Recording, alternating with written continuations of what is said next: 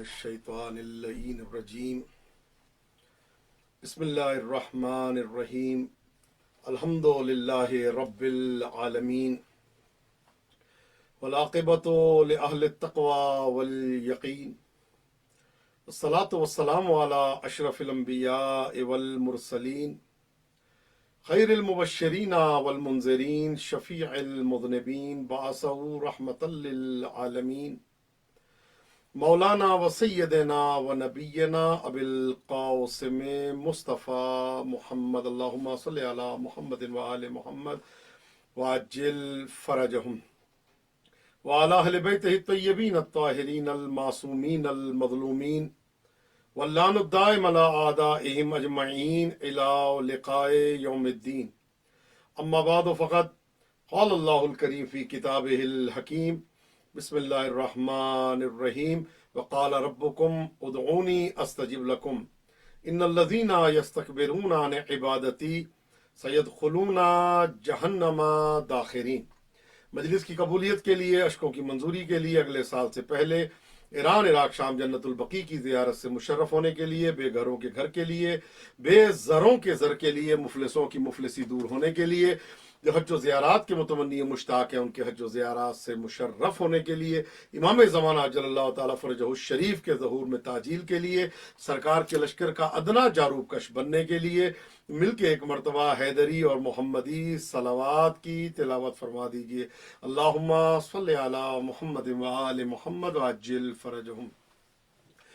اللہم کل ولیک الحجت ابن الحسن صلواتک علیہ وعلی آبائہ فی ہذہ الساعۃ وفی کل ساعۃ ولیا وحافظا وقائدا وناصرا ودلیلا وعینا حتی تسکنہ ارضک طوعا وتمتعہ فیہا طویلا یا مدبر الامور یا باعث من فی القبور یا مجری البحور یا ملین الحدید لداود علیہ السلام ثبت قلوبنا علی دینک رب صلی علی محمد وآل محمد وعجل فرجہم۔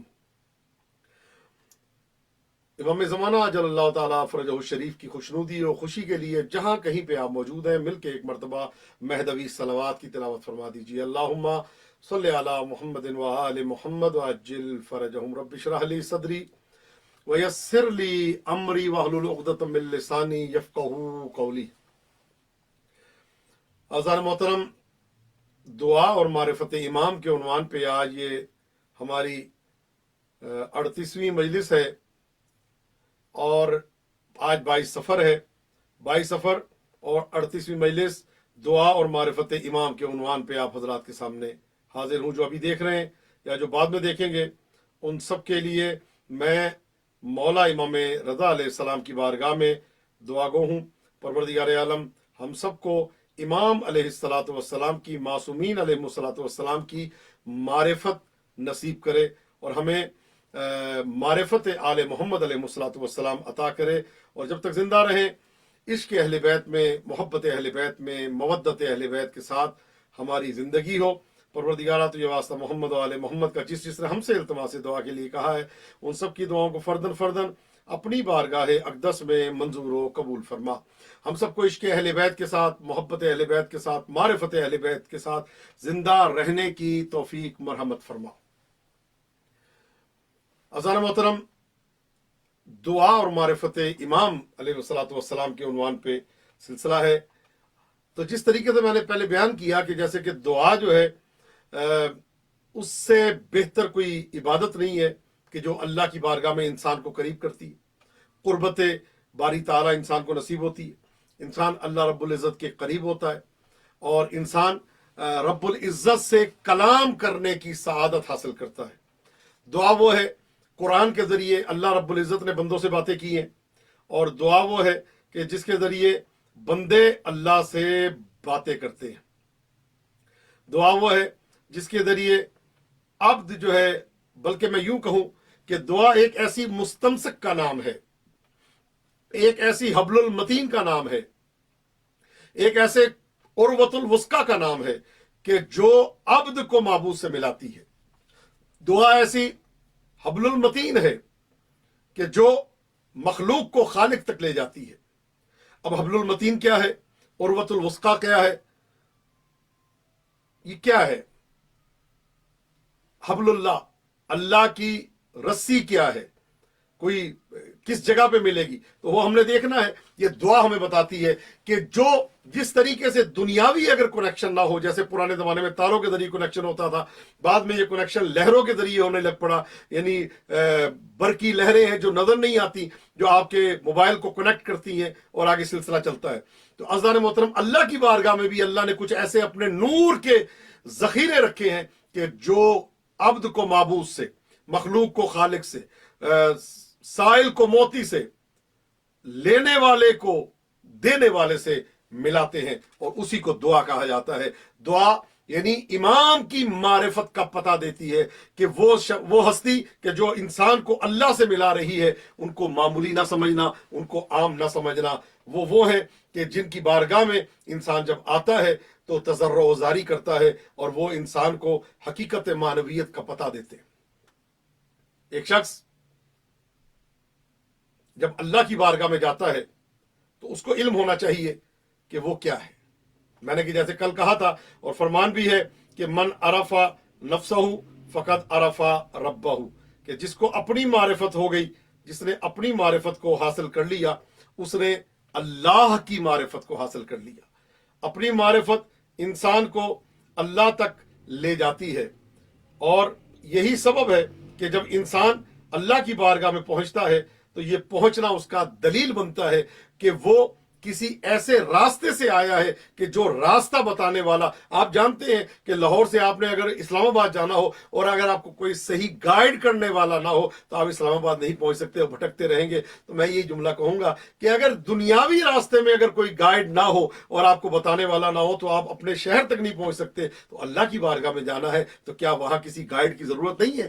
1.25 لاکھ نبی اللہ نے جو بھیجے، اسی لیے بھیجے کہ جو گائیڈ لائن دیتے ہیں کہ کس طریقے سے اللہ کی بارگاہ میں جانا ہے، کیسے اللہ کی بارگاہ میں تقرب کا راستہ اختیار کرنا ہے۔ تو جس راستے پہ ہم جا رہے ہیں، جو رسی پکڑ کے ہم نے اللہ کی بارگاہ میں جانا ہے، جس صراط مستقیم پہ چل کے ہم نے اللہ کی بارگاہ میں جانا ہے، کبھی یہ بھی تصور کریں وہ صراط مستقیم ہے کیا؟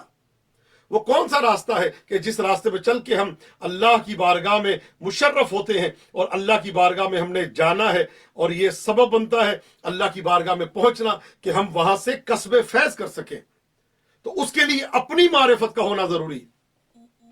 انسان نفس، روح اور جسم کا مجسمہ ہے، مجموعہ ہے۔ انسان نفس بھی ہے، روح بھی ہے۔ مولا علی علیہ الصلوۃ والسلام مدد۔ انسان نفس بھی رکھتا ہے، روح بھی رکھتا ہے، اور جسم بھی رکھتا ہے۔ یہ نفس، روح اور جسم کا اطلاق یہ کیا ہے؟ انسان کا احترام، انسان کی عظمت، انسان کی بزرگی اس کے جسم کی وجہ سے نہیں ہے۔ ظاہر ہے جسم تو حیوانات کے پاس بھی ہے، حیوانات بھی 2 آنکھیں رکھتے ہیں، حیوانات بھی جو ہے وہ ہاتھوں کے مجموعے ہیں، ان کے پاس بھی پاؤں ہیں، ان کے پاس۔ یہ انسان کی روح ہے اور نفس ہے جو اللہ نے وہاں سے بھیجا، اور نفس ملکوتی بنا کے اللہ نے بھیجا ہے کہ اب انسان کی مرضی ہے کہ اس نفس کو کس منزل پہ لے جاتا ہے۔ یہ نفس کیا ہے؟ نفس انسان کو اگر اپنے نفس کی معرفت ہو گئی تو اس نے اللہ کی بارگاہ میں سیر اللہ کے راستے کو آسان کر لیا، اور وہ اللہ کی بارگاہ میں آسان طریقے سے پہنچ گیا اگر اس کو اپنے نفس کی معرفت ہوگی۔ ہم ظاہری طور پہ جب ہم جاگ رہے ہوتے ہیں تو ہمارے حواس خمسہ ہمارے اختیار میں ہوتے ہیں، لیکن جب ہم سو رہے ہوتے ہیں تو جزوی طور پہ ہمارے حواس خمسہ جو ہے وہ سو جاتے ہیں، اور ان میں طاقت نہیں رہتی۔ نہ ہماری آنکھ دیکھتی ہے، نہ ہمارے کان سنتے ہیں، نہ ہماری زبان بولتی ہے، نہ ہمارے ہاتھ چلتے ہیں، نہ لمس کر سکتے ہیں، نہ سونگھ سکتے ہیں، نہ بول سکتے ہیں، نہ دیکھ سکتے ہیں۔ لیکن اس وقت جو چیز کام کر رہی ہوتی ہے وہ ہے ہمارا نفس۔ ہم سو رہے ہیں لیکن ہمارا نفس عالم کی سیر کر رہا ہے۔ ہم سو رہے ہیں لیکن ہمارا نفس جو ہے عالم کی سیر کر رہا ہے۔ کبھی لندن ہوتا ہے، کبھی امریکہ چلا جاتا ہے، جہاں کا ہم تصور کرتے ہیں وہاں پہ ہمارا نفس پہنچ جاتا ہے۔ یہ کثرت سے کربلا کا خواب آنا دلیل ہے کہ جو خواب دیکھ رہا ہے وہ کربلا کے بارے میں زیادہ سوچتا ہے۔ جس کا زیادہ آپ تصور کریں گے ذہن میں تو آپ کا نفس جو ہے، آپ کی روح جو ہے، عالم خواب میں آپ کو وہاں تک لے جائے گی کہ اشتیاق تھا اتنا، اور وہاں تک پہنچ جاتا ہے انسان۔ جب کثرت سے کربلا، نجف، کاظمین، سامرا کا تصور کرتا ہے تو یہ جب سوتا ہے تو یہی ہوتا ہے کہ کبھی وہ مشہد کی سیر کر رہا ہوتا ہے، کبھی مشہد کی زیارت کر رہا ہوتا ہے، کبھی نجف اشرف میں، کبھی کربلا معلیٰ، کبھی کاظمین اور کبھی سامرا۔ یہ علامت ہے کہ جب انسان کے حواس خمسہ سو جاتے ہیں تو انسان کا نفس جو ہے وہ بیدار ہو کے انسان کو پوری دنیا کی سیر کراتا ہے اور ایک ایک مقام پہ لے کے جاتا ہے۔ توجہ فرمائیے گا، تھوڑی گفتگو عمیق اور مشکل ہے لیکن ماشاءاللہ مشکل کشا کے ماننے والے ہیں۔ تو انسان مرکب ہے، آنکھ، ناک، کان، گلا، حواس، یہ سب ان چیزوں سے مل کے بنا۔ یہ ظاہری طور پہ یہ سب چیزیں حیوانات کے پاس بھی ہیں، آنکھیں ان کے پاس بھی ہیں، کان ان کے پاس بھی ہے، زبان ان کے پاس بھی ہے۔ اللہ نے انسان کو خلق کیا، 4 قوتیں انسان کو عطا کی۔ توجہ فرمائیے گا، میں یہ معرفت امام کے لیے، جب اپنی معرفت ہوگی تو ہم امام تک پہنچیں گے نا، جب اپنی معرفت نہیں ہم امام تک کیسے پہنچیں گے؟ اللہ نے 4 قوتیں انسان کو عطا کی، قوہ عقلیہ، قوہ شہویہ، قوہ غضبیہ اور قوہ وہمیہ۔ یہ عقلیہ یہ وہ قوت ہے جو ہمیں اللہ تک ملاتی ہے۔ مولا کا فرمان ہے، اصول کافی میں دیکھیں کہ العقل ما عبید بہ الرحمن وقتوں سے بہ الجنان۔ عقل اس چیز کو کہتے ہیں کہ جس سے اللہ رب العزت کی عبادت کی جائے، وقتوں سے بہ الجنان، اور جنت کو کسب کر لیا جائے، یہ ہے عقل۔ اگر انسان عبادت کرے اور جنت کو پالے پھر وہ عاقل ہے، لیکن اگر انسان عبادت کر کے جہنم کو پائے پھر وہ شیطان ہے۔ ظاہر عبادت بھی کرتا رہا اور جہنم میں بھی جائے گا تو وہ قوہ عقلیہ کا مالک نہیں ہے۔ کتنے ایسے لوگ ہیں کہ جو ٹرک روک روک کے عبادت کرتے ہیں، جو ہر جگہ پہ عبادت کرتے ہیں۔ آپ کربلا کے میدان میں دیکھیں، امام حسین علیہ السلام کی شہادت کے بعد پہلی نماز وہاں پہ ادا ہوئی ہے، انہوں نے باجماعت ادا کی، شکرانے کی، اور باقاعدہ نماز ظہر اور نماز عصر پڑھی وہاں پہ۔ تو کیا ہے یہ عبادت ہے؟ وقتوں سے ایسی عبادت ہو، عبادت کہتے ہیں اس کو ہے کہ جو وقتوں سے وہ بہل جنان، کہ جو انسان کو جنت کے حصول میں آسانی کا سبب بنے۔ لیکن اگر انسان کے جنت میں حصول میں آسانی کا سبب نہیں بنتا تو وہ عبادت نہیں ہے، وہ دکھاوا ہے۔ وہ عبادت نہیں ہے، وہ ایک ورزش ہے۔ وہ عبادت نہیں ہے، وہ ایک عادت ہے۔ توجہ فرما رہے ہیں؟ انسان بعض اوقات عادتاً نماز پڑھتا ہے، انسان بعض اوقات عادتاً عبادت کرتا ہے، انسان بعض اوقات عادت سمجھ کے مجبور ہے، آنکھ کھل جائے گی، اور بڑھاپے میں آ کے بعض اوقات یہ ہوتا ہے کہ مسجد سے باہر نہیں نکلتے۔ کیوں؟ انسان چاہتا ہے کہ باہر جائے، ادھر ملے، اور جانا ہی جانا ہے اس نے، تو عادتاً ایک انسان کی فطرت بن جاتی ہے، اس نے کرنی عبادت۔ لیکن عبادت اس لیے فرمان ہے نا کہ اللہ جوانوں کی عبادت کو بہت زیادہ پسند کرتا ہے۔ جوانی میں انسان نارملی عبادت نہیں کرتے، دنیا داری میں پڑے رہتے ہیں، لیکن اگر جوانی میں کوئی عبادت کرے اور دعا مانگے تو اللہ فرشتوں سے کہتا ہے اس میرے بندے کی طرف دیکھو کہ جوانی میں نے اس کو سب کچھ عطا کیا، ہر خواہشات اس کے پاس موجود ہے، لیکن یہ سب چھوڑ کے میری بارگاہ میں عبادت کر رہا ہے۔ تو انسان، اللہ نے انسان کو خلق کیا عبادت کے لیے، وما خلقت الجن والانس الا لیعبدون۔ تو انسان دنیا کی سیر کرتا ہے۔ قرآن میں نفس کے متعلق کتنی، وَنَفْسٍ وَمَا سَوَّاهَا فَأَلْهَمَهَا فُجُورَهَا وَتَقْوَاهَا۔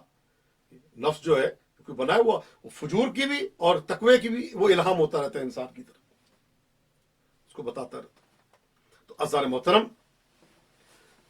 یسألونک عن الروح، روح کے متعلق سوال کرتے ہیں۔ قل الروح من امر ربی، کہہ دو روح میرے رب کا امر ہے۔ وما اوتیتم من العلم الا قلیلا، کہ تمہیں علم جو عطا کیا گیا وہ کوئی زیادہ نہیں ہے، وہ کم ترین علم ہے۔ ہمارا جسم ہماری اصل نہیں ہے میرے بھائیوں، میرے دوستوں، میرے بزرگوں۔ ہمارا نفس جو ہے، روح جو ہے، وہ ہماری اصل ہے۔ ہمارا جسم ہماری اصل نہیں، ہمارا روح اور ہمارا نفس جو ہے وہ ہے اصل اللہ کی طرف سے، جس کو اللہ نے نفس، بعض ہیں جن کے ہاں نفس امارہ بن جاتا ہے، بعض کے ہاں جن کے ہاں نفس جو ہے وہ نفس ناطقہ بن جاتا ہے، اور ایک منزل وہ آتی ہے کہ کربلا میں یہی نفس جو ہے نفس مطمئنہ بن جاتا ہے، اور جب بستر پہ یہ نفس آتا ہے تو نفس اللہ بن جاتا ہے، جس کو اللہ خرید لیتا ہے۔ کیا بات ہے، سبحان اللہ۔ تو نفس جو ہے اس کو اللہ نے جو اختیارات دیے ہیں اور جو طاقتیں دی ہیں، ورنہ جسم کے عنوان سے تو حیوانات ہمارے ساتھ شریک ہیں، ان کے پاس بھی یہ سب کچھ ہے جو ہمارے پاس ہے۔ کتنے مشابہت رکھتے ہیں، بات بندر وغیرہ دیکھ لیں، انسانوں سے مشابہت رکھتے ہیں، ہر چیز میں، ہر کام کرنے میں وہ ساتھ ساتھ ہوتے ہیں، لیکن اللہ نے انسان کو اشرف المخلوقات بنایا ہے، کس عنوان سے بنایا؟ مولا کائنات سے پوچھا گیا مولا انسان کیا فرشتوں سے افضل ہے، یا جانور افضل ہے انسان سے، یا انسان افضل ہے جانور سے؟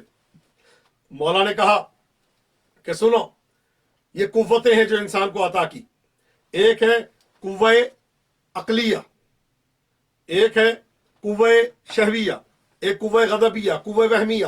یہ تین قوتیں در حقیقت باطل قوتیں ہیں، لیکن بقائے انسان کے لیے ضروری ہے۔ قوہ وہمیہ، یہ وہم کی قوت، در حقیقت قوت کا نام ہے وہم، انسان کے اندر پیدا ہوتا ہے۔ وہم کیا ہے؟ کھانے میں وہم آئے، پتہ نہیں صحیح ہے یا نہیں، یہ شک کرنا اور سونگنا اور دیکھنا، یہ انسان کی بقا کی ضمانت ہے۔ کسی بھی چیز میں فلاں جگہ جاؤں گا، وہم آئے، خوف آئے، یہ سب چیزیں بقائے انسان کے لیے ایک حد تک ضروری ہیں۔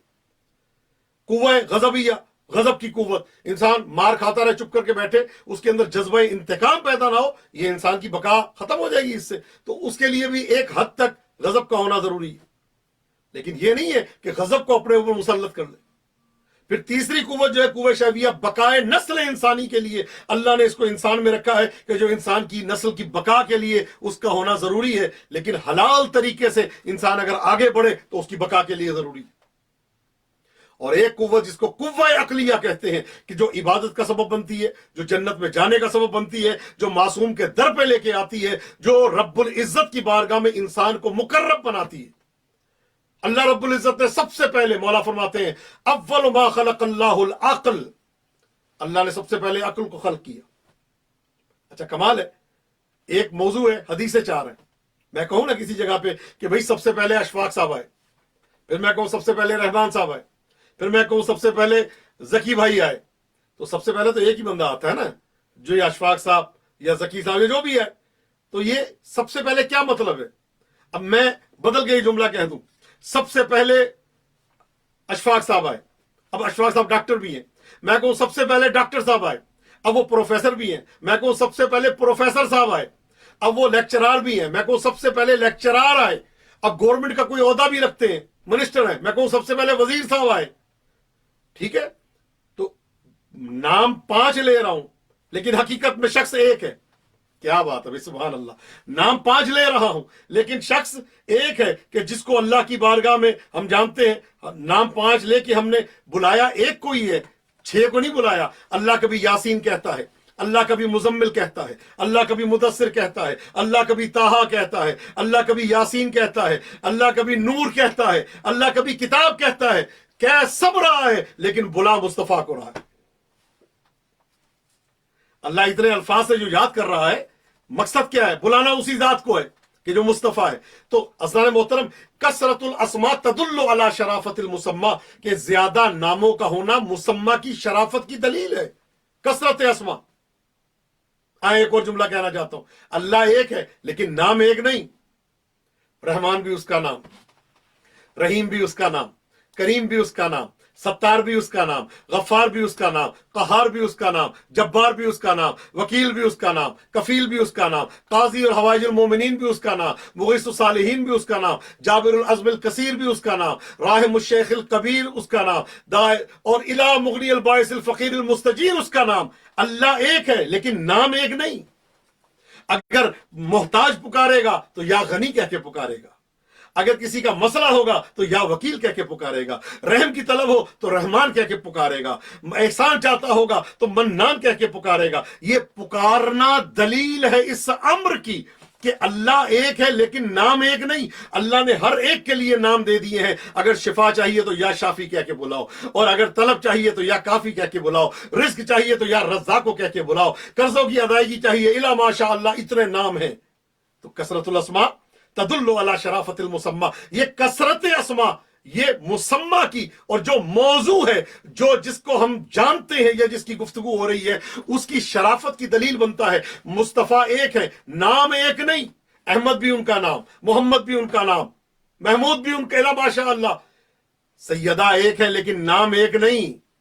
فاطمہ سیدہ کا نام، زہرا ان کا نام، ام ابیہا، ام فصیحہ، ام الحسنین، ام الکمال، ام الجمال، ام الریحانتین، ام الزینبین، یہ کنیت بی بی کی۔ اب آ جائیں نوریہ، ہانیہ، سماویہ، عرشیہ، قدسیہ، محدثہ، عاتقہ، الا ماشاء اللہ 135 نام اور لقب ہیں جناب سیدہ سلام اللہ علیہ کے، جن میں سے 9 آسمانی نام ہیں اور 9 زمینی نام ہیں۔ سیدہ کے ہر نور کے لیے علیحدہ نام ہے۔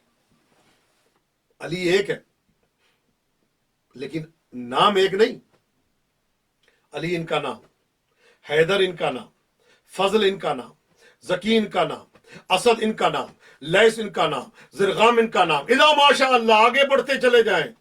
اور جب بات آتی ہے اسم کے مرکب ہونے کی تو کبھی نور اللہ بن جاتا ہے، کبھی ولی اللہ بن جاتا ہے، کبھی ولایت اللہ بن جاتا ہے، کبھی باب اللہ بن جاتا ہے، کبھی صفوت اللہ، کبھی عنایت اللہ، کبھی ولایت اللہ، کبھی قدرت اللہ، کبھی مشیت اللہ، کبھی نور اللہ، اور کبھی آنکھیں ہیں تو عین اللہ، چہرہ ہے تو وجہ اللہ۔ یعنی اس منزل پہ انسان چلا جاتا ہے کہ ہر چیز سے ظہور ظاہر ہوتا ہے کردگار کا۔ اور یہی وجہ ہے کہ امیر کائنات ارشاد فرماتے ہیں الحمدللہ المتجلی لعبادہ بعبادہ، تمام تعریفیں اس اللہ کے لیے جو اپنے بندوں کے سامنے ظاہر ہوا اپنے بندوں کے ذریعے۔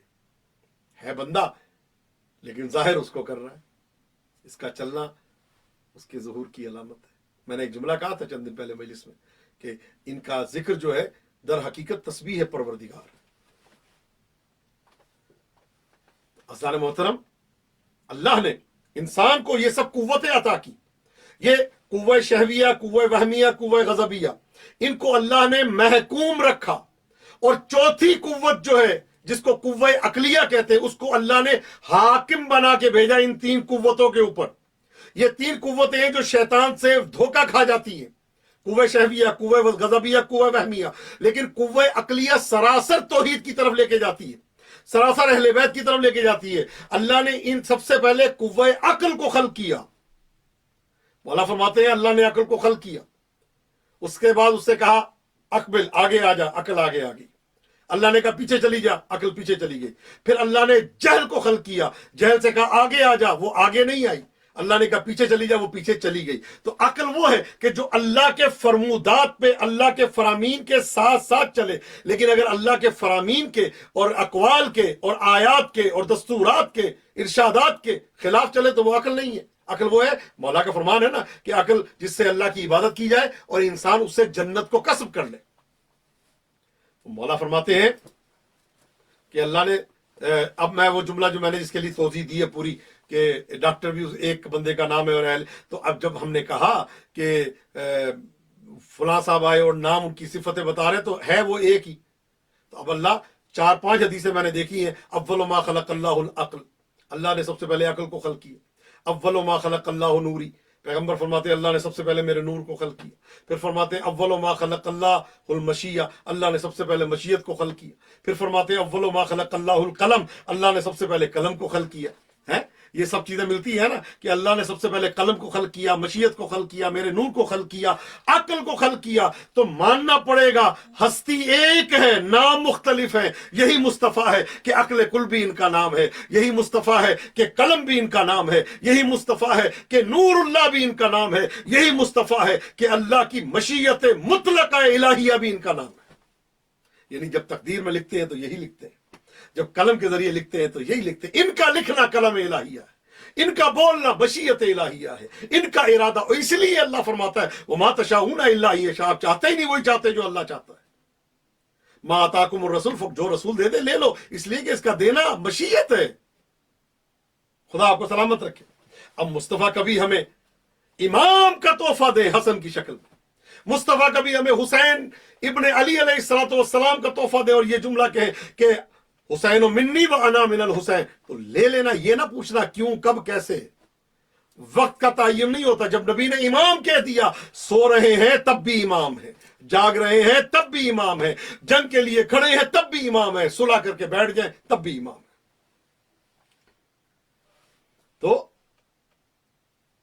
توجہ ہے نا؟ خدا آپ کو سلامت رکھے۔ آپ کے کمنٹ سے پتہ چلتا رہتا ہے کہ آپ کی توجہ ہے۔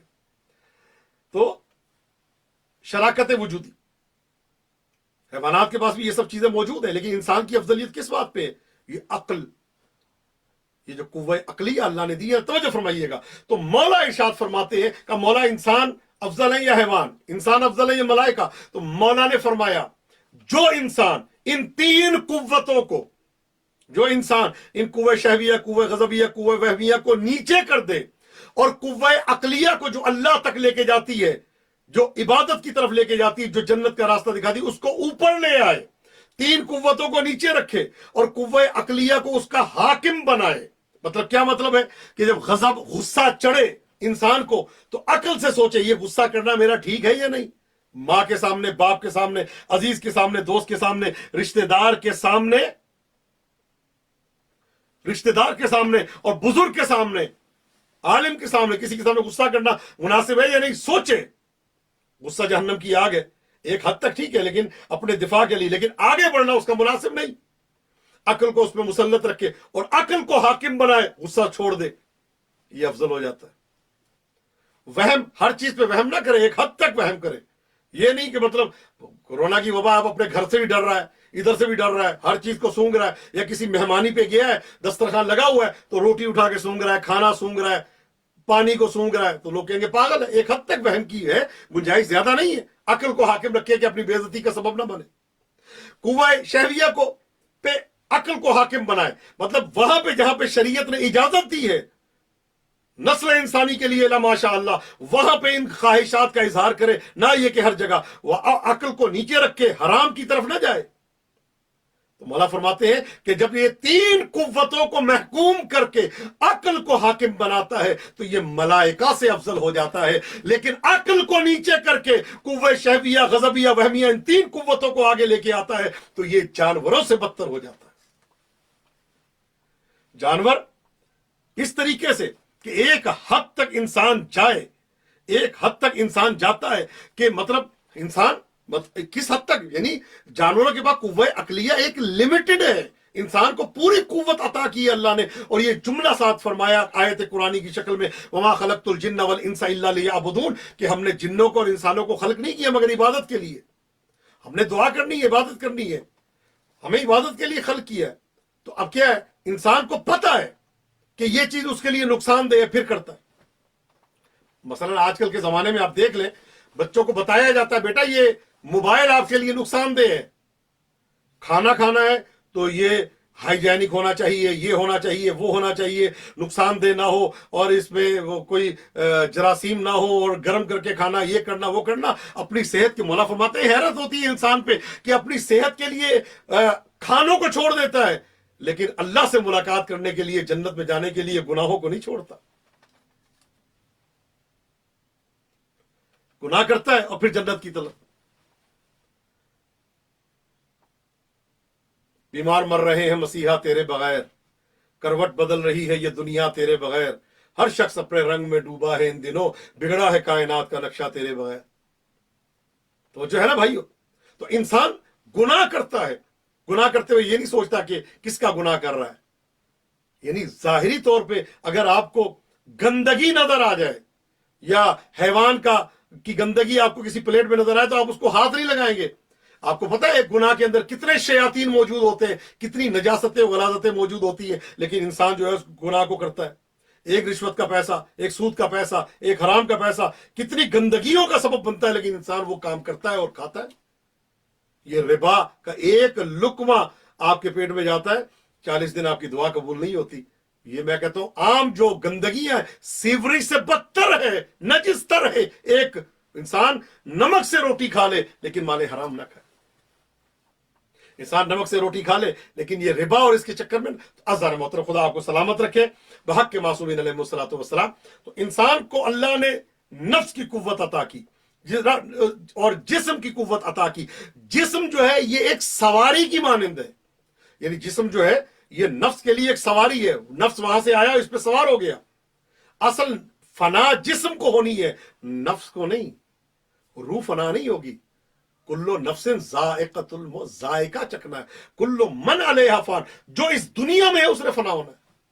یہ اس دنیا کا تو ہے نہیں، وہاں سے آیا۔ اب آ جائیں اگلی منزل کہ کچھ کے گھر یہ دشمنان اہل بیت، دشمنان دین، قاتلین، یہ کیا ہیں؟ کیا یہ دنیا میں آ کے اس منزل پہ پہنچے؟ نہیں، تاریخ گواہ ہے۔ یوم الست جب اللہ نے اعلان کیا اور سب ائمہ کی اور انبیاء کی नबूवतों को, इमामतों को पेश किया, तो जिसने इकरार किया उसकी रूह को, जो रूहों ने इकरार किया था ना, उस रूह को उस बदन में डाला गया जो उसके लिए शाइस्ता था, यानी उस रूह के लिए अच्छी सवारी का इंतजाम किया गया। लेकिन जिसने उस दिन इनकार किया उनके लिए बदतरीन अरवाह को मुंतखब किया, बदतरीन जिस्मों को मुंतखब किया गया। अब क्या कहा जाता है ना, सवाल होता है, एक सवाल का जवाब मैं देना चाहूं कि मतलब जो हराम से बच्चा मुतवल्लिद होता है, कहा जाता है उसका क्या कसूर है भाई, अगर वो हराम से पैदा हुआ उसके माँ बाप का है, उसका क्या कसूर है। ये असल में सवारी थी। इनकार इसके नफ्स ने उस दिन कर दिया था कि जिस दिन नफ्स अम्मारा की शक्ल में, उस दिन इसने इनकार कर दिया था। तो जब इनकार किया था उस दिन तौहीद का, नबूवत का और विलायत का, इमामत का, अहले बैत का, मासूमीन का, इन सब का जब इनकार किया था, तो अब ये इसकी इस काबिल नहीं है कि किसी अच्छे बदन में या हलाल बदन में मुंतकिल हो। इसने हराम बदन में जाना, हलाल में नहीं जाएगी। तो ये असल कसूर है ही इसका। वो तो एक सवारी है, उस सवारी पे ये सवार हुआ है। तो जो है ना, यौम अलस इसीलिए मिलता है कि जिन्होंने उस दिन अरवाह ने हजरत इब्राहीम अलैहिस्सलाम की, जब उन्होंने कहा हज की तरफ आओ, तो जिसने लब्बैक कहा था वो हज पे जरूर जाता है। जिसने जितनी मर्तबा लब्बैक कहा था वो उतनी मर्तबा हज पे जाता है। ऐसे ही करबला के लिए जिसने जितनी मर्तबा लब्बैक या हुसैन कहा, चाहे आलम ज़र में, आलम अरवाह में, वो उतनी मर्तबा करबला में इमाम हुसैन की ज़ियारत के लिए जाता है। लब्बैक या हुसैन अलैहिस्सलाम, खुदा आपको सलामत रखे। तो इंसान का जो जिस्म है वो तो मिट्टी में मिलकर फना हो जाएगा, लेकिन रूह बाकी रहेगी, नफ्स बाकी रहेगा। ये बीमारियां, सिफात रज़ाइल, सिफात रजीला, ये वो चीजें हैं जो इंसान के नफ्स को मुतगय्यर कर देती हैं और इंसान मजीद कसीफ होता चला जाता है। रिवायत में मिलता है कि जब इंसान एक गुनाह करता है तो एक स्याह रंग का धब्बा जो है उसके नफ्स पे जो है वो जाहिर होना शुरू हो जाता है और नतीजतन इंसान गंदगी का ढेर बन जाता है। अल्लाह में बचा के रखे। ये कहा जाता है ना कि रसूल को बात के यहां है कि हम तो, हमारा तो ये अकीदा है कि जिस्मानी मेराज हुई है, जिस्म के साथ गए थे, रूह के साथ जाना कोई कमाल नहीं है। जाहिर है जिस्म के साथ गए थे तभी तो हुक्म हुआ था कि जूतियां समेत आओ, नालैन समेत आओ। अगर जिस्म के साथ ना गए होते तो नालैन की क्या जरूरत थी। नालैन के साथ गए, दरे जंजीर जो है, जंजीर दर्ब जो है वो हिलती रही और आप वहां गए। मुझे यहाँ पे एक छोटा सा वाकया याद आया, आयतुल्लाह गंजवी का, और बाकिर गंजवी जिनकी मिरकातुल इकान है और रोजुल जिनान है, मज़ामीर है। अपनी मज़ामीर में लिखते हैं कि एक रात इन्होंने इस पे बयान किया, कहते हैं कि मैं ये कहता हूं कि ये जो रूह के साथ जाना, मस्जिद अक्सा, इधर जाना उधर जाना, कहते हैं ये तो हम भी कर सकते हैं, आपको भी हो सकती है कि इंसान जरा तसव्वुर में लाए और दुआ मांगे तो आलम अरवा में उसको कहां कहां लेके जाया जाता है। कहते मैं आलम अरवा में था, सोया हुआ था, मैंने देखा किसी ने आके कहा चलो तुम्हें ऊपर बुला रहे। कहते मैं समझा शायद मेरी मौत का वक्त करीब आ गया है। कहते मेरे लेके गए पहले आसमान, उन्होंने अपनी किताब मज़ामीन में लिखा, कहते मुझे पहले एक आसमान पे, दूसरे, कहते मैं देखता जा रहा हूँ और एक एक चीज, कहते मुझे कुछ धुंधलाहट नजर आ रही है, लेकिन ये मुझे इल्म है कि मैं आगे से आगे, आगे से आगे जा रहा हूँ। कहते आखिर में आके मैंने देखा एक पर्दा लगा हुआ है और आवाज आती है कि तू हमारे पास आया, क्या लेके आया, हमारे पास आया है, क्या लेके आया। तो कहते मैंने कहा उसी अंदाज में, मारिफत लेके आया हूं, मोहब्बत अहले बैत लेके आया हूं और इनकी विलायत लेके आया हूं। कहते जब मैंने ये जुमला कहा तो एकदम से मेरी आंख खुल गई। कहते ये इस तरह से, कहते ये तो बदनी मेराज है जिस्म के साथ, और उसकी तमसीलात जो है वो इतनी है। आयतुल्लाह हशमतुल्लाह खैरुल्लाह पुरी, एक अजीम शख्सियत, एक बहुत बड़े मुज्तहिद गुजरे हैं पाकिस्तान में, उन्होंने इसके हवाले से पूरी किताब मुरत्तब की है कि जो अगर इंसान को मिल जाए तो बहुत मुश्किल और बहुत अमीक मज़ामीन वाली किताब है। तो तवज्जो फरमाइएगा। अब यहाँ पे एक लास्ट जुमला मैं कहना चाहता हूँ कि जो आप सबके जो मुश्किल मैंने अभी तक पढ़ा है उसको इंशाअल्लाह ताला आसानी की तरफ ले जाएगा कि अल्लाह ने नफ्स को खल्क किया, और नफ्स क्या है, यसअलून, और रूह क्या है, और इंसान का ज़मीर क्या है। तो आए कुरान से पूछते हैं, यसअलूनका अनिर रूह कुल रूह मिन अम्र रब्बी वमा ऊतीतुम मिनल इल्मि इल्ला कलीला, कि मेरे अभी भी आपसे सवाल करते हैं रूह के मुतालिक, ये रूह क्या है। तो इनसे कह दीजिए कि रूह मेरे रब का अम्र है, अम्रुल्लाह है। वमा ऊतीतुम मिनल इल्मि इल्ला कलीला, और तुम्हें इल्म इतना कम दिया गया है कि तुम समझ नहीं सकते कि ये रूह क्या है। आइए, हर एक की रूह अलग है, दरख्तों की रूह अलग है। इस तरह बैटरी है ना, छोटी बैटरी हो, सेल हो, उनसे छोटे मोटी चीजें चलती हैं, लेकिन अगर आपने जंबू जेट वगैरह चलाना तो उसके लिए बैटरियां मजबूत होती हैं। गाड़ी वाली बैटरी उसमें नहीं लगती, उसकी अलग बैटरी। तो जो है ना, या मोबाइल देख लें, शक्ल में सारे मोबाइल एक जैसे हैं, लेकिन एक 10,000 का है, एक 20,000 का, उसी साइज का मोबाइल एक है तो 2.5 लाख, 4 लाख, 5 लाख तक चले जाते हैं। साइज एक है, लेकिन क्या उसके अंदर जो सिस्टम है, या उसके अंदर जो फिटिंग है, या उसके अंदर जो चीजें, प्रोसेसर है, वो इसके बराबरी में बहुत आगे है। तो जो है ना, जाहिरी तौर पे एक जैसा नजर आना बातिन के एक होने की अलामत नहीं है। जाहिरी तौर पे अगर ये चारदा मासूमीन आंखों के लिहाज से, जिस्म के लिहाज से एक तरह के नजर आते हैं, लेकिन बातिन क्या है? हम खल्क हुए नुत्फे गंदीदा से, ये खल्क हुए नूरुल्लाह से। अशहदु अन्नका कुंता नूरन फिल अस्लाबि शामिका वल अरहामिल मुतहहरा लम तुनज्जिसकल जाहिलियतु बिअनजासिहा वलम तुलबिसका मिन मुदलहिमात सियाबिहा। तो जो है ना, तो ये इंसान ज़ाहिरन पाक है, लेकिन इधर बदन से रूह निकल जाती। बस ये बहुत, मैं यहां से आपको नजफ लेके जाऊंगा, थोड़ा मुश्किल हो गया, लेकिन बहरहाल मुश्किल कुशा के मानने वाले, तो जाहिरी तौर पे बदन से रूह निकल गई इंसान के। कुत्ता मर जाता, उसकी रूह कुछ और है, जानवर मर जाते हैं, उनकी रूह कुछ और है, हैवानात, चूंटियां, ये सब मर जाते हैं, लेकिन ना काकरोच मर जाए उसको हाथ लगा के आप पे गुस्ल वाजिब नहीं होता। कुत्ता मर जाए, रोड पे मरा हो, आपने उसको पकड़ के किनारे रख दिया, रखने के बाद हाथ साबुन से धो लिए, बस वस्सलाम, गुस्ल वाजिब नहीं है। गुस्ले मैयत, गुस्ले मस से मैयत वाजिब नहीं होता आप पे, कि मैंने मैयत को मस किया मुझ पे गुस्ल वाजिब हो जाएगा, नहीं, कतन नहीं। तवज्जो फरमाइएगा, अगर तो नजफ जाना है तो तवज्जो फरमाइएगा। कुत्ते को आपने मस किया, या कोई और हैवान को आपने मस किया जो मर गया है, आप पे गुस्ले मस से मैयत वाजिब नहीं होता। लेकिन इधर इंसान के बदन से रूह निकल गई और बदन और रूह में मुफारिकत हो गई। जिस्म गर्म है तो ठीक, लेकिन इधर जिस्म ठंडा हुआ, जो हाथ लगाता जाएगा उस पे गुस्ले मस से मैयत वाजिब होता जाएगा। कहते बदन नजिस हो गया, गुस्ले मस से मैयत वाजिब है। हाय हाय हाय, क्या बात है।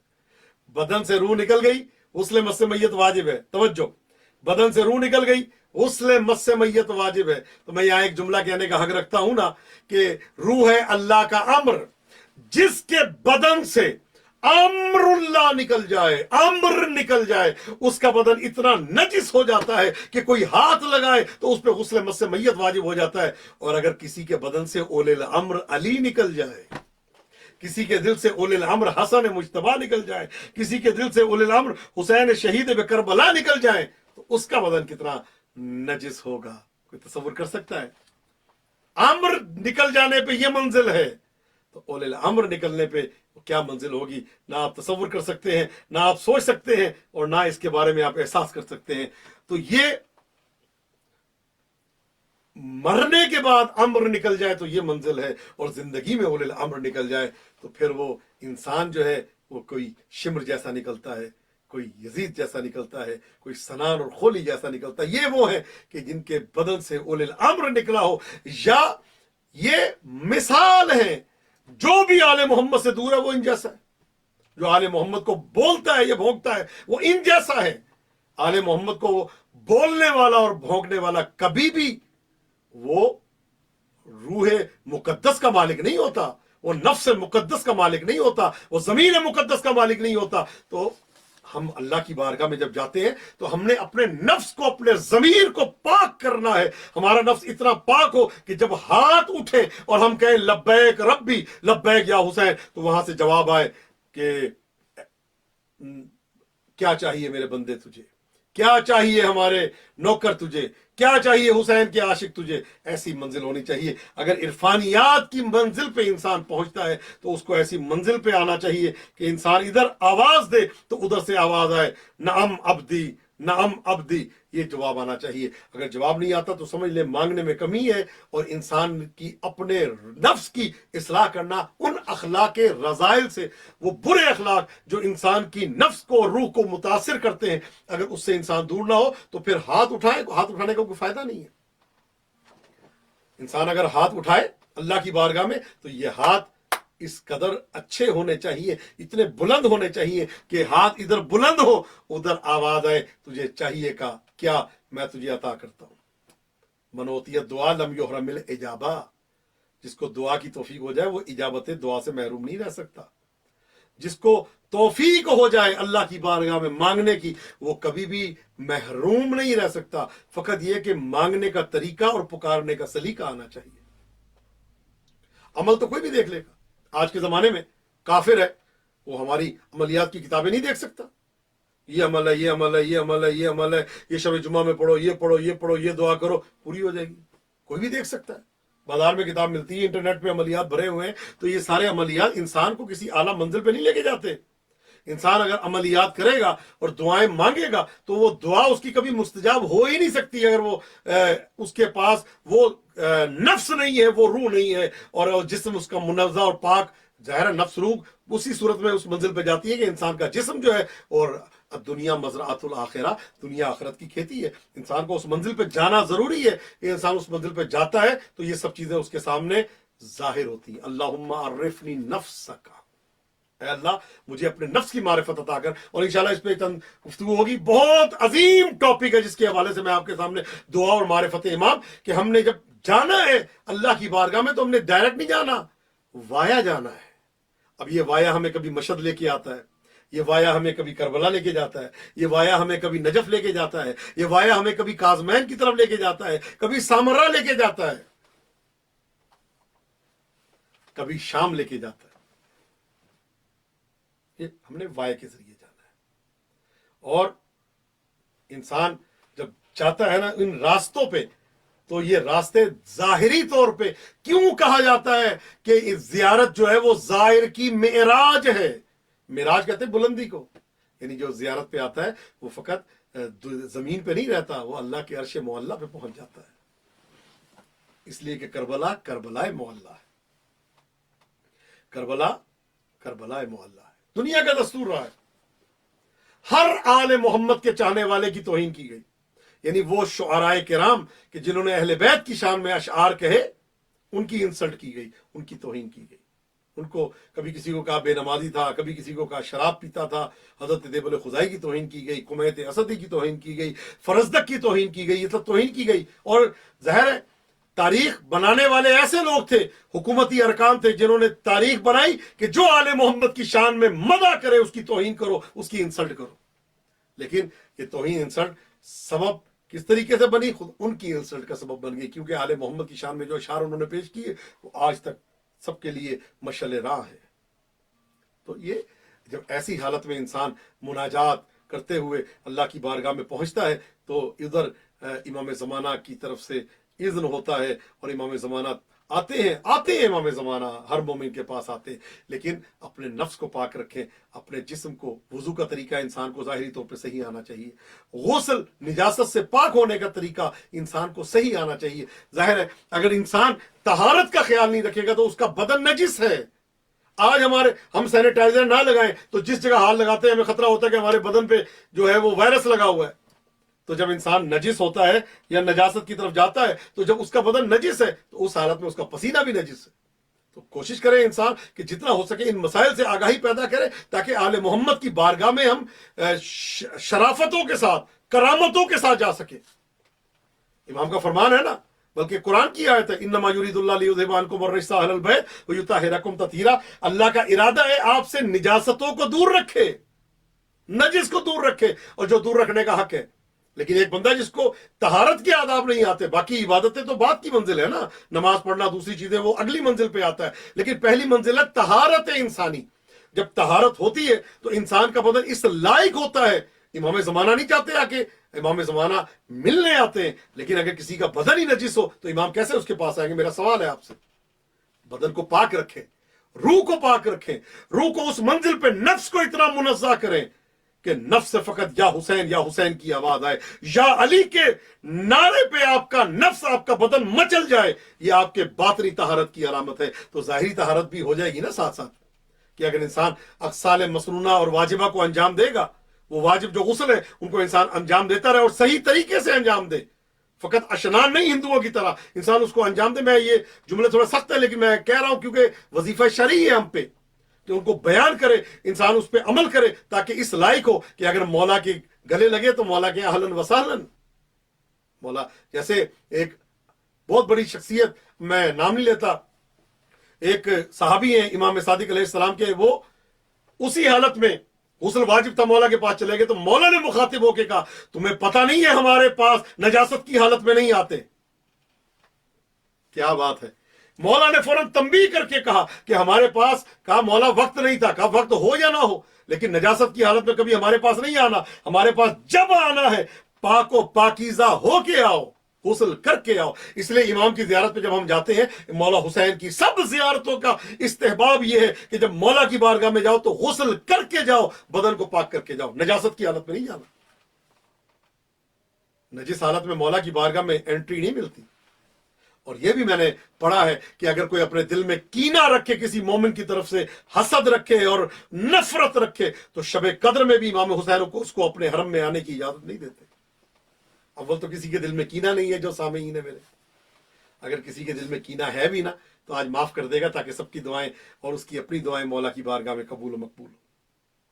خدا آپ کو سلامت رکھے. دربار ہے یزید کا. میں نے بتایا ایک جملہ آپ کو کہ جتنا انسان کی معرفت ہوگی تب دعا اثر کرتی ہے. نفس کی پاکیزگی ہے, ورنہ کوئی بھی دشمن اہل بیت بھی کوئی دعا اٹھا کے پڑھ لے وہ اثرات نہیں ہے. اکثر دعاؤں کے لیے تو کہا گیا فَاكْتُمُوا إِلَّا عَنْ أَهْلِ, فضائل کے لیے کہا گیا کہ ہمارے اہل بیت کے فضائل ہر ایک کو نہ بتانا, کیونکہ لوگ لیاقت نہیں رکھتے اور انکار کر دیں گے تم اس کے مجرم ہو جاؤ گے. جو ہمارے اصل فضائل ہیں, یہ ظاہری طور پہ تو جو فضیلتیں ہیں نا, کچھ مولا نے کمرے بند کر کے جندب کو ان کو بتائی کہ یہ میرے خاص فضائل ہیں. 6,000 فضیلتیں, بلکہ ایک روایت کے مطابق 60,000 حدیثیں مولا نے جابر جوفی کو تعلیم دی تھی, اور اس کے بعد کہا تھا فَاكْتُمْ ہو, چھپا کے رکھنا, بتانا نہیں کسی کو. تو جابر کہتے ہیں مولا برداشت نہیں ہو رہا, میں کس سے بتاؤں؟ مولا نے کہا جاؤ جا کے صحرا میں جاؤ, پتھروں سے بتاؤ, دریاؤں میں جا کے جاؤ, پانیوں سے بتاؤ, جنگلوں میں بتاؤ. اور پھر آ کے کہا اگر بتانا ہو تو ہمیں بتانا, یہ کان ہے جو سن سکتے ہیں ان اسرار کو. ریاض الابرار میں موجود ہے روایت. اسلام محترم, خدا آپ کو سلامت رکھے. دربار ہے, اس میں پہلے کہتا ہے کہ میں دیت میں کیا کروں کہ آپ راضی ہو جائیں. امام نے کہا قاتلوں کو ہمارے حوالے کر. قاتلوں کی بحث میں ہم نے کل بتایا تھا کہ کس طریقے سے صورتحال ہوئی. اس نے کہا میں نے نہیں کیا, اس نے کہا میں نے نہیں کیا. یہی وہ قاتل تھے. یہ دیکھیں چند خطبہ ہے سیدہ کا, جب بی بی نے خطبہ دیا نا, شریکت الحسین بی بی نے اور امام سجاد نے, کیا نقشہ پلٹا. وہ لوگ جو کہہ رہے تھے کہ ہم نے قتل کیا, نحن رززنا, ہم نے گھوڑے دوڑائے حسین کی لاش پہ, ہم نے یہ کیا, ہم نے یہ کہہ رہے تھے وہ لوگ. لیکن ادھر خطبہ بی بی کا آیا, شام کی منزل بدل گئی, ہر گھر سے رونے کی آواز آنے لگی, اب کہہ رہے ہیں ہم نے کیا ہی نہیں ہے. یہی فتح حسینیت ہے. اس لیے کہتے ہیں نا کہ کسی شاعر کا شعر ہے کہ زینب نے قصر شام پہ تالا لگا دیا, بی بی نے قصر شام پہ تالا لگا دیا. یہ ہے تالا کہ ملک اس کا ہے, لیکن آج بھی جا کے شام میں دیکھ لیں تو زینبیہ نام مشہور ہے. حرم میں بی بی زینب سلام اللہ علیہا آج بھی اسی طرح سے روشن ہے کہ ملک تیرا تھا, لیکن آج حسینیت اسی طرح سے جگمگا رہی ہے. یہ اس بی بی کا کرم ہے. ہماری جانیں قربان ہو جائے. پھر کہتا ہے کہ آپ مجھ سے کوئی مال لے لیں, دیت لے لیں. مولا کہتے ہیں رسول سامنے ہوتے تو ان کو یہ کہتا, علی مرتضیٰ سامنے ہوتے ان کو یہ کہتا حسین کی دیت دے گا تو, جوانان جنت کے سردار کی دیت دینا چاہتا تجھے. کہتا میں جتنے خزانے کہیں گے میں دے دوں گا. مولا کہتے ہیں شرم کر, شرم آنی چاہیے تجھے ایسی بات کرتے ہوئے. جناب شریکت الحسین نے کہا تھا کہ بیٹا سجاد جاؤ دیکھو کیا کہنا چاہتا ہے وہ. اس کے بعد کہتا ہے کہ مجھے کوئی دعا بتائیں کہ میں اللہ کی بارگاہ میں توبہ کروں, میری دعا پوری ہو جائے, قبول ہو جائے. امام سجاد خاموش رہے. صاحب احیاء لکھتے ہیں, اس کے علاوہ دیگر صاحب بحر المصائب لکھتے ہیں کہ جب اس نے بہت زیادہ اصرار کیا اور رونا شروع ہو گیا کہ مجھے کچھ بتائیں، آپ کے نانا کے پاس جب آتے تھے لوگ، چاہے جتنا مرضی گناہگار ہوتا تھا، آپ کے نانا کوئی نہ کوئی عمل بتایا کرتے تھے، آپ مجھے کوئی عمل بتا دیں۔ اگر فاسق اور فاجر کوئی عمل کرتا ہے نا، مل جائے، اول تو اس کو عمل کرنے کی توفیق نہیں ملتی، عمل کرنے کی دعا کرنے کی اس کو سعادت نہیں ملتی، اور مل جائے تو دعا کی شرائط ہے، اس پہ عمل نہیں ہوتا۔ دعا کی شرط پہلی کیا ہے کہ انسان رزق حلال کھائے، حرام کھا کے کیا دعا مانگے گا؟ شراب پی کے کیا دعا مانگے گا؟ گناہ کر کے کیا دعا مانگے گا؟ انسان کی یہ جو مستقل بحث چل رہی ہے، گفتگو چل رہی ہے، جو میری پہلی مجالس سے میرے ساتھ ہے، وہ جانتے ہیں کہ دعا کی کتنی شرائط ہے۔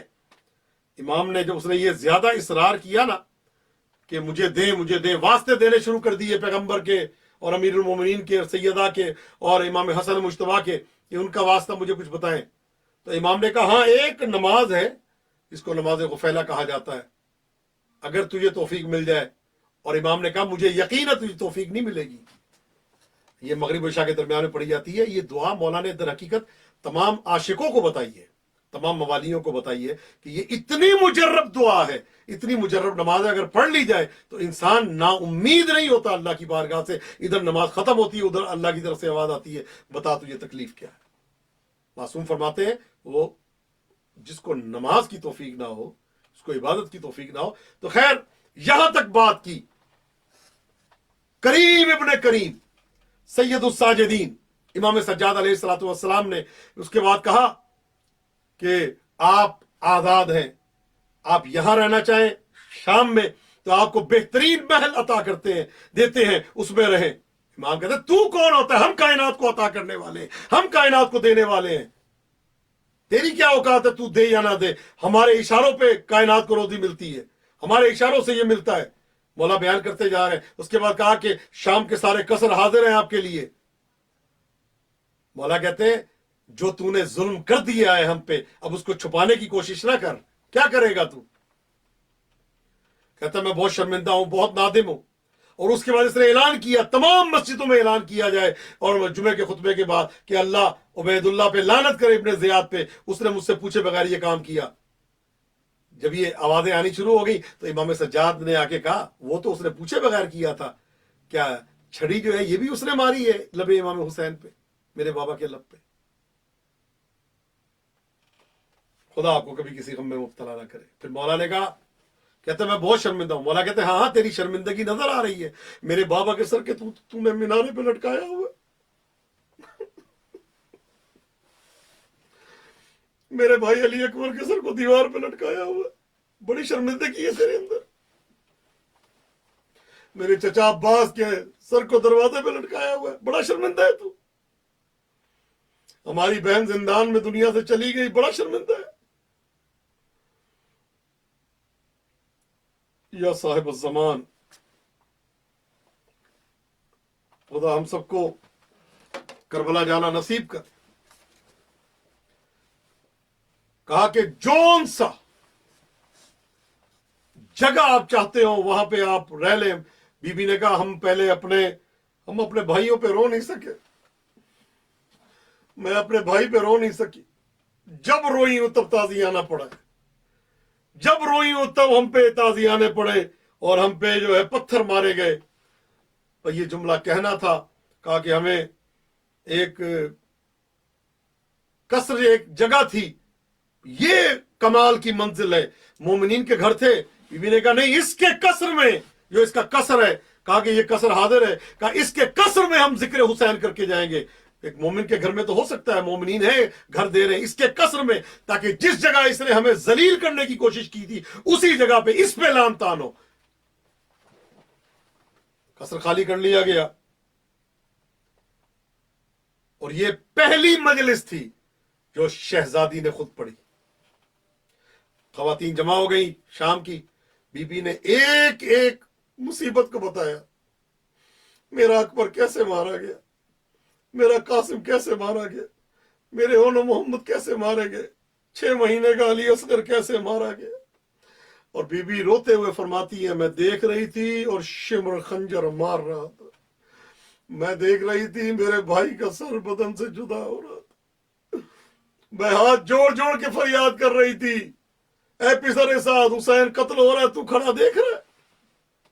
یا امام زمانہ، اللہ آپ کو کبھی کسی غم میں مبتلا نہ کرے۔ میری سب سے بڑی دعا یہ ہے کہ اگلے سال سے پہلے خدا آپ کو کربلا جانا نصیب کرے، آپ کو وہ جگہ دکھائے جہاں 70 قدم کے فاصلے سے بہن دیکھتی رہی اور بھائی ذبح ہوتا رہا۔ اللہ آپ کو وہ جگہ دکھائے جہاں پہ امام حسین علیہ السلام کی شہادت ہو رہی تھی اور بہن دیکھ رہی تھی۔ اجرکم اللہ۔ امام نے کہا ہمارے سر واپس کیے جائیں، ہم ان کو ساتھ لے کے جائیں گے، اور وہ بدن جو بغیر سر کے ان بدنوں سے سروں کو ملحق کریں گے۔ میں نے کتاب لکھی ہے راسل حسین علیہ السلام، سر امام حسین علیہ السلام پہ، اور اس میں اور ویسے ثابت ہے کہ امام حسین کا سر اقدس آپ کے بدن اقدس سے ملحق ہوا اور کربلا لے کے گئے۔ امام سجاد علیہ السلام صندوق میں رکھ کے سر سب گئے۔ اور عزیزان محترم، خدا آپ کو کبھی کسی غم میں مبتلا نہ کرے، یہ سر سب گئے اور کربلا میں جا کے ان کا مدفن بنا۔ البتہ 17 راس الحسین ہے، یہ وہ مقامات ہیں جہاں پہ سرہائے شہداء رکھے گئے تھے، لیکن دفن کربلا میں۔ عزیزو، سر آنے شروع ہوئے تشت میں رکھ کے۔ پہلے سر آئے تھے تشت میں رکھ کے، بیویوں کے ہاتھ بندھے ہوئے تھے۔ پہلے سر آئے تھے تشت میں رکھ کے، تماچے لگ رہے تھے۔ پہلے سر تھے نیزوں پہ، کوئی تازیانے مار رہا تھا۔ لیکن اب جو سر آئے تشت میں، لیکن چادر ڈلی ہوئی اور عزت و احترام سے اب سر واپس آ رہے تھے۔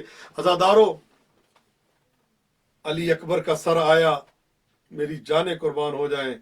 عزادارو، شریکت الحسین بی بی آگے بڑھی اور آ کے علی اکبر علیہ السلام کے سر کو اپنے سینے سے لگایا اور چومنا شروع کیا، پیشانی کے بوسے لیے، اور ایک جملہ کا، علی اکبر اے شبیہ رسول، ہم جب نان کی زیارت کا مشتاق ہوتے تھے تو آپ کے چہرے کو دیکھ لیا کرتے تھے، اے علی اکبر آج مجھے آواز نہیں دو گے؟ عزادارو، بی بی نے علی اکبر کے سر کو اٹھایا ہوا ہے تو ایک مرتبہ نگاہ پڑی تو کیا دیکھا؟ کنارے میں علی اکبر کی ماں بیٹھی دیکھ رہی ہے۔ مولا نے کہا بھابی یہ علی اکبر کے سر کو لے۔ عزادارو، علی اکبر کے سر کو لے کے ماں نے رونا شروع کر دیا۔ پہلی مرتبہ علی اکبر کے سر کو لے کے بی بی نے رخسار پہ رخسار رکھے اور ایک جملہ کا، علی اکبر اپنی ماں کو چھوڑ کے چلے گئے۔ عزادارو، حضرت قاسم کا سر آیا ایک تشت میں، میری جانیں قربان ہو جائیں۔ بیوہ امام حسن مجتبیٰ آگے بڑھی اور اس سر کو اٹھایا اور سینے سے لگایا۔ عزادارو، 6 مہینے کے صغیر کا چھوٹا سا سر آیا، میری جانیں قربان ہو جائے۔ حضرت بی بی ام رباب سلام اللہ علیہ آگے بڑھی اور سر کو اپنے سینے سے لگایا۔ عزادارو، عباس علمدار کا سر آیا، بی بی ام کلثوم سلام اللہ علیہ آگے بڑھی اور سر کو سینے سے لگایا۔ عزادارو، ایک مرتبہ شور ہوا، پوچھا یہ شور کیسا ہے؟ کہا حسین ابن علی کا سر اقدس آ رہا ہے۔ عزادارو، ادھر سر لے کے آئے اور قریب پہنچے بیویوں کے۔ عزادارو، بیوی نے آگے بڑھ کے سر کو اپنے سینے سے لگایا۔ عزادارو، اور جملہ کا، حسین آپ کی زینب کوفہ و شام کے بازاروں میں پھر کے اب واپس جانے کے لیے تیار ہے۔ عزادارو، بیوی نے رونا شروع کر دیا، اے میرے ماجائے حسین، ابھی تو کمال کو نہیں پہنچا تھا، تجھے کہنے لگ گیا۔ عزادارو، بیوی گریا کرتی جا رہی ہے، حسین آپ کے سر پہ امامہ تھا، میرے سر پہ چادر تھی، آپ کے سر سے امامہ اترا، میرے سر سے چادر اتری۔ عزادارو، بیوی روتی جا رہی ہے، گریا کرتی جا رہی ہے، میری جانیں قربان۔ عزادارو، خدا آپ کو کسی غم میں نہ رلائے۔ اس کے بعد آواز آئی کہ 2 سر لائے جا رہے ہیں۔ عزادارو، کن کے سر ہیں؟ 2 چھوٹے بچوں کے سر ہیں۔ کہا ایک کا نام محمد ہے، ایک کا نام اون ہے، جن کو اون و محمد کے نام سے ہم یاد کرتے ہیں۔ عزادارو، بی بی کے دونوں بیٹے۔ عزادارو، ادھر سر آئے، تشت لے کے آگے بڑھے۔ عزادارو، جو آیا تھا بندہ لے کے، جو خادم لے کے آیا تھا، وہ کہتا مجھے یہ بتائے، اب سب بیویوں نے سر لے لیے۔ عزادارو، ہر بیوی دیکھ رہی ہے، 2 سر لے کے وہ کھڑا ہے تشت میں، کہتا ان بچوں کی ماں کہاں ہے؟ عزادارو، جب یہ جملہ کہا نا، ان بچوں کی ماں کہاں ہے؟ عزادارو، کوئی جواب نہ آیا۔ پھر کہتا ان بچوں کی ماں آئے، اپنے بچوں کا سر لے لے۔ عزادارو، کوئی جواب نہ آیا۔ پھر کہتا عزادارو، میری آقا زادی نے، شہزادی بی بی شریکت الحسین نے جب یہ سروں کو دیکھا ہے نا، بی بی نے دیوار کی طرف منہ کر دیا۔ عزادارو کہتا ہے ان بچوں کی ماں کیا مر گئی ہے؟ عزادارو، بی بی نے روتے ہوئے کہا میں ابھی زندہ ہوں، یہ میں نے حسین پہ صدقہ کیے، آئے میرا حسین چلا گیا، آئے میرے حسین عزادارو ایک مرتبہ شہزادی نے اپنے بچوں کا نام نہیں اللہ لعنت اللہ علی القوم الظالمین وسيعلم الذين ظلموا أي منقلب ينقلبون إنا لله وإنا إليه راجعون۔ پروردگارہ ہماری اس عبادت کو اپنی بارگاہ اقدس میں منظور و قبول فرما، پروردگارہ مشکلات کو دور فرما، پروردگارہ ہمارے وطن عزیز پاکستان کی سالمیت کی حفاظت فرما، اس کو داخلی اور خارجی دشمنوں سے محفوظ فرما، پروردگارہ وہ ہاتھ جو اہل بیت کے خلاف برے ارادے سے اٹھے ان ہاتھوں کو کاٹ دے، وہ آنکھیں جو میلی نگاہ سے دیکھے ان آنکھوں کو اندھا فرما، پروردگارہ فائدہ علی کی تمام مشکلات کو دور فرما، ان کی والدہ کو صحت و سلامتی عطا فرما، وجیز زہرا کی مشکلات کو دور فرما، پروردگارہ تجھے واسطہ محمد والے محمد کا سہیل بخاری بھائی اور ان کی اہلیہ اور شوذب کو صحت و سلامتی عطا فرما، پروردگار حسن اقبال بھائی ان کی اہلیہ کو صحت و سلامتی عطا فرما، پروردگارہ تجھے واسطہ محمد والے محمد کا جو بیمار ہیں ان کو صحت و سلامتی عطا فرما، حسن جعفری صاحب بیمار ہیں پروردگارہ ان کو ان کی اہلیہ کو صحت و سلامتی عطا فرما، مشتاق بھائی ان کی اہلیہ کو ان کے گھر والوں کو صحت و سلامتی عطا فرما، پروردگارہ سونیا جعفری بیمار ہے، اس کے علاوہ منیر کاظمی اور اس کے علاوہ اقبال کاظمی اور محمد عباس جعفری اور پروردگارہ تجھے واسطہ محمد والے محمد کا جو بیمار ہے ان کو صحت و سلامتی عطا فرما،